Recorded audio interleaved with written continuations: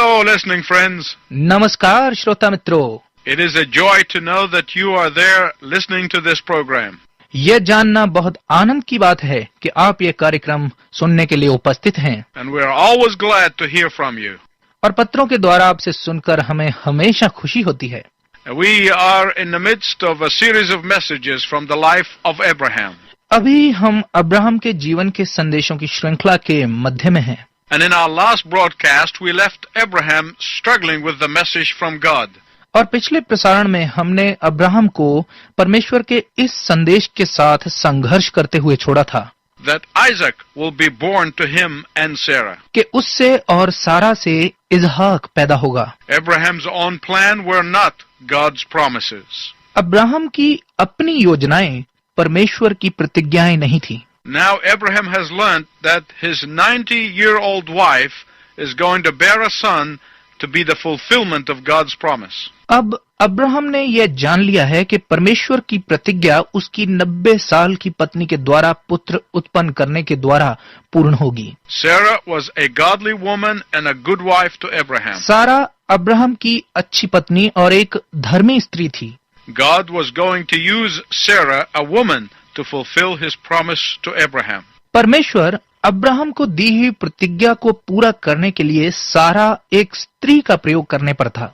In the past broadcasts, we have seen that after 13 years of spiritual stagnation, पिछले प्रसारणों में हमने देखा कि 13 सालों के आत्मिक ठहराव के बाद Abraham and Sarah get revived and energized by El Shaddai. El Shaddai के द्वारा अब्राहम और सारा पुनः उत्साहित और जागृत हो जाते हैं। In chapter 18, verses 1 to 5, 18 अध्याय के 1 से 5 पद में the Lord appears to Abraham with two angels on each side. परमेश्वर अब्राहम के सामने अपने दोनों तरफ दो दो स्वर्गदूतों के साथ प्रकट होता है। The Lord's appearance here is different from the previous times. और यहाँ परमेश्वर का प्रकटीकरण पिछले प्रकटीकरणों से अलग है। He did not come to Abraham in a dream. वह स्वप्न में अब्राहम के पास नहीं आया। He did not come to him materialized as El Shaddai.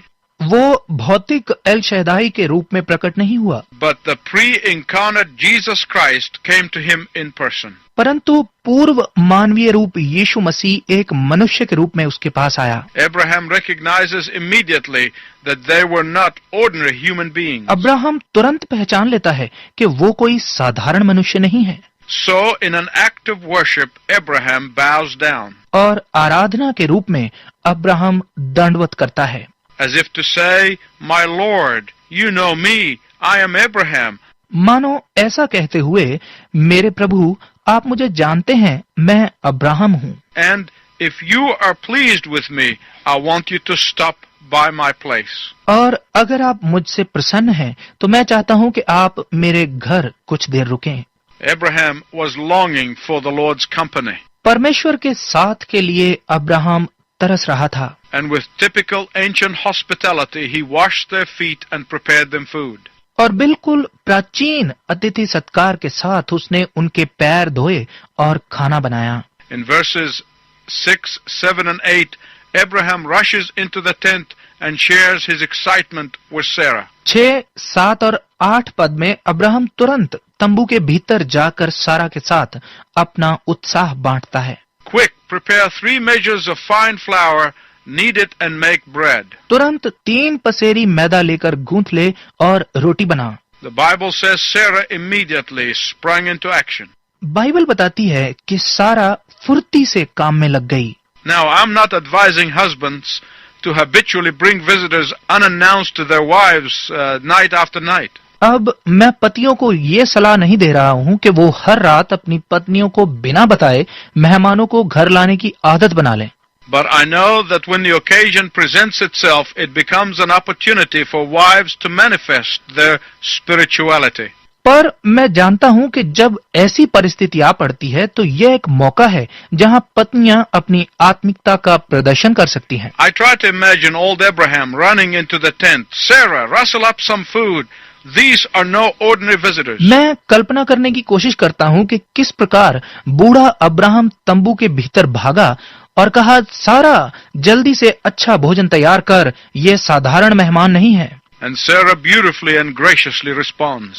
और सारा का प्रत्युत्तर बड़ी खूबसूरती और सादगी के साथ आता है। If she has been one of these modern women, she would have exploded like a faulty pressure cooker. अगर वो आज की आधुनिक नारियों में से होती तो खराब कुकर के समान फट पड़ती, But she acted with graciousness and hospitality. पर उसने बड़े अतिथि सत्कार और सम्मान के साथ व्यवहार किया। No wonder the Apostle Peter in 1 Peter 3 chooses Sarah over all the other women in the Old Testament as an illustration of how to be a godly wife. कोई हैरानी नहीं कि प्रेरित पत्रस ने पहला पत्रस 3 पद में पुराने नियम की नारियों में से भली पत्नी का उदाहरण देने के लिए साराह का चुनाव किया। Now, she was not perfect, अब वो सिद्ध नहीं थी nor was Abraham. और ना ही अब्राहम था, But with amazing resilience, she showed strength of character under the pressure of the unexpected. और जिसकी आशा ही नहीं थी, उस तनाव के बीच सारा ने चरित्र में शीघ्रता से उभरने की अद्भुत शक्ति का प्रदर्शन किया। Sarah was gracious and hospitable, so was Abraham. सारा की तरह ही अब्राहम भी अतिथि सत्कार और सम्मान से व्यवहार करता था। He did not just sit and put his feet up, letting Sarah do all the work. वो सारा को काम में लगाकर खुद पैर ऊपर करके नहीं बैठ गया। No.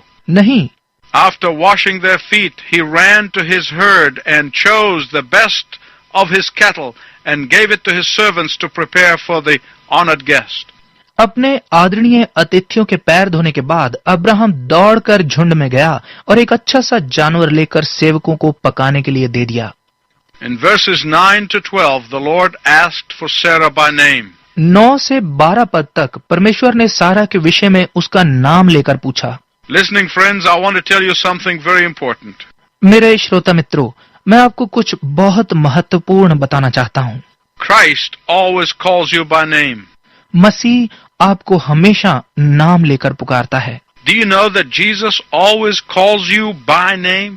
क्या आप जानते हैं कि यीशु आपको हमेशा नाम लेकर पुकारता है? Jesus called Zacchaeus by name to come down from the top of the tree. यीशु ने जक्कई का नाम लेकर उसे पेड़ पर से उतरने के लिए कहा। He called Nathanael by name. उसने नतनिएल को नाम लेकर पुकारा And he knew him before he saw him. और उसे देखने से पहले ही यीशु उसे जानता था। He told the Samaritan woman all about her past. उसने सामरी स्त्री को उसके अतीत के विषय में बता दिया। He knew her by name. वह उसे उसके नाम से जानता था। All things are known to him. उसे समस्त चीजों का ज्ञान है। So in verse 10, the Lord repeats the promise of the coming son by Sarah. अब 10 पद में परमेश्वर सारा से होने वाले पुत्र की प्रतिज्ञा को दोहराता है। Some of you might say, wait a minute, why is the Lord repeating himself? आप में से कुछ शायद कहें, एक मिनट रुकिए, प्रभु अपने आप को क्यों दोहरा रहा है? He already told Abraham in chapter 17 that he will have a son. उसने पहले ही 17 अध्याय में अब्राहम से कहा था कि वह उसे एक पुत्र देगा। Oh, you see, Abraham knew about it, but he did not tell Sarah. वाह, आप देखें कि अब्राहम इस विषय में जानता था पर उसने सारा को नहीं बताया। And the Lord knew that Sarah was eavesdropping in the inner tent. और प्रभु जानता था कि वो तंबू के भीतर सब कुछ छिपकर सुन रही है। And he wanted to make sure that she heard it. और प्रभु यह आश्वासन चाहता था कि सारा ने सब सुन लिया है। In chapter 17, God prepared Abraham for the promise of blessing. 17 अध्याय में परमेश्वर ने अब्राहम को आशीष की प्रतिज्ञा के लिए तैयार किया। But Abraham did not rush home to break the news to Sarah. पर अब्राहम सारा को यह समाचार सुनाने के लिए घर को नहीं दौड़ा। So in Genesis 18, the Lord prepares Sarah for that news. 18 अध्याय में परमेश्वर सारा को इस समाचार के लिए तैयार करता है। In verse 12, she could not fathom what she had just heard. 12 पद में जो कुछ उसने सुना उसकी समझ से परे था। Can you picture someone who is 99 years of age walking into the house and calls his 90-year-old wife and says, "Guess what? We're going to have a baby." क्या आप इस दृश्य की कल्पना कर सकते हैं कि एक 99 साल का व्यक्ति घर के भीतर आकर अपनी 90 वर्षीय पत्नी से कहता है, पता है क्या, हमें एक बच्चा होने वाला है। It is probably enough to give her a heart attack. और शायद उसकी हृदय गति को रोकने के लिए ये काफी था। But instead of a heart attack, Sarah laughed to herself in the kitchen. पर हृदय गति रुकने के बजाय वो रसोई में अपने आप पर हंसने लगी। She did not think that anyone will know about this. उसने नहीं सोचा कि इस हंसी के विषय में कोई और जानता होगा, But the Lord did. पर प्रभु को पता था। But also notice that the Lord does not rebuke Sarah for laughing. पर इस पर भी ध्यान दें कि प्रभु ने सारा को हंसने के लिए डांटा नहीं। Instead of rebuking Sarah, the Lord asks Abraham why Sarah is laughing. डांटने के बजाय प्रभु ने अब्राहम से पूछा, सारा क्यों हंस रही है? I think this is a rebuke for Abraham for not passing the news on to his wife. मेरे अनुसार यह समाचार सारा को ना देने के कारण यह डांट अब्राहम के लिए थी। In verse 14, listen to what the Lord said. 14 पद में सुने प्रभु ने क्या कहा। Is anything too hard for the Lord? क्या यहोवा के लिए कुछ भी कठिन है? James tells us if we are asking and not receiving, याकूब हमें बताता है कि अगर हम मांगते हैं और नहीं पाते, it is because we ask wrongly. तो इसलिए क्योंकि हम गलत तरीके से मांगते हैं। It is because we ask selfishly. इसलिए क्योंकि हम स्वार्थ के भाव से मांगते हैं।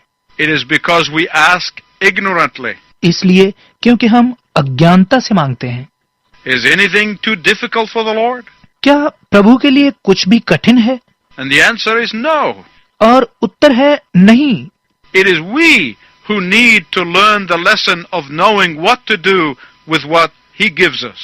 हमें ये शिक्षा प्राप्त करने की आवश्यकता है कि हम उसका क्या करें जो वो हमें देता है। In the book of Numbers, God says to Moses, गिनती की पुस्तक में परमेश्वर मूसा से कहता है, Is the Lord's power limited? क्या परमेश्वर की सामर्थ सीमित है? Jeremiah said to the Lord, Nothing is too difficult for you.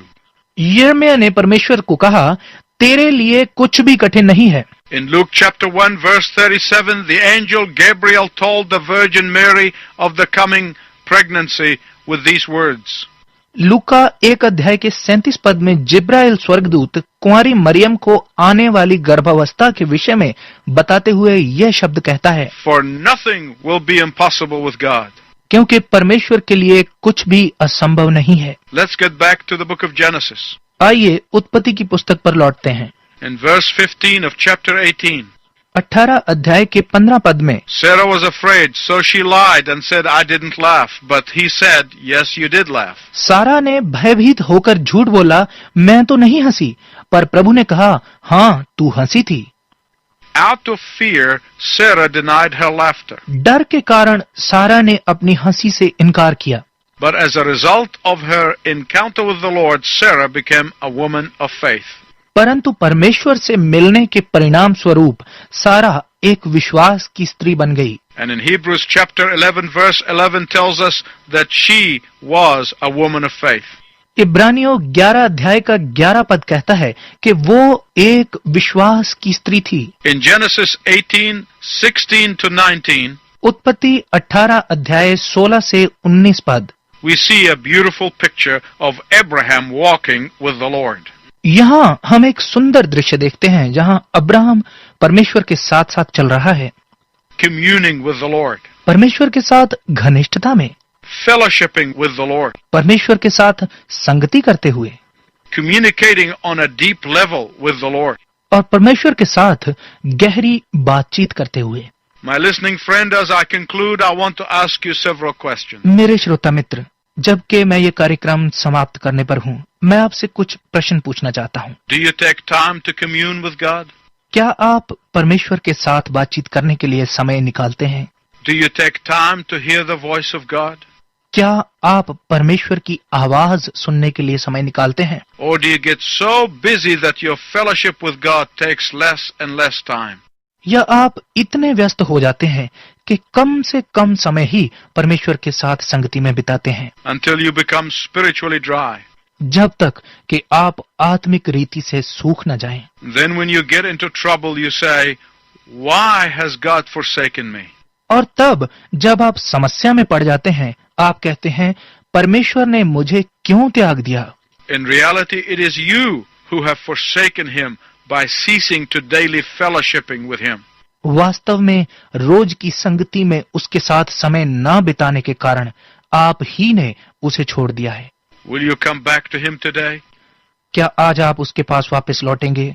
Will you say to him, Lord, I am sorry that I have forsaken my time with you. क्या आप उससे कहेंगे, प्रभु मुझे क्षमा कर कि मैंने आपके साथ समय बिताना बंद कर दिया था। Lord, forgive me my negligence of communing with you. परमेश्वर मुझे क्षमा कर कि आपके साथ संगति करने के समय को मैंने अनदेखा किया। Help me to make my walking daily with you to be the priority of my life. मेरी मदद करें कि प्रतिदिन आपके साथ चलना और संगति करना मेरे जीवन की प्राथमिकता बन जाए। And if you've made that decision, write and tell us. और अगर आपने यह निर्णय ले लिया है तो कृपया लिखकर हमें बताएं। In our next program, we will see the benefits of daily walking with God. हमारे अगले कार्यक्रम में हम देखेंगे कि परमेश्वर के साथ प्रतिदिन चलने से क्या लाभ होते हैं। God will reveal to you His secrets when you commune with Him. जब आप परमेश्वर के साथ संगति करेंगे तो वह अपने भेदों को आप पर प्रकट करेगा। So until then, I wish you God's richest blessing. तब तक परमेश्वर से आपके लिए भरपूर आशीषों की कामना करता हूँ।